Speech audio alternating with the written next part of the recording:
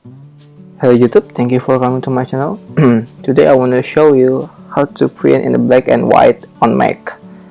I'm on Keynote here.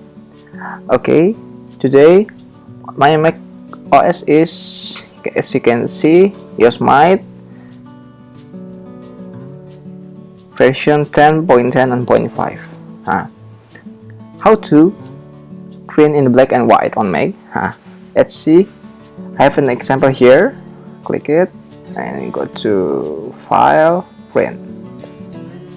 Now, on the setting, you go here and then go to Paper Type or Quality. Click it, and then you will find the setting. And then you see this color option. You click here.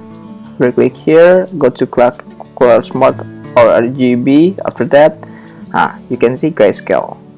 Press it and I recommend you to use the setting. I mean, it's really good because you only use the black ink and then save your ink. But if you ask me, I can find the setting how to do it. Maybe your first time you click this print, it show up like this. You just need to click this thing, show details. After that, just click print and done.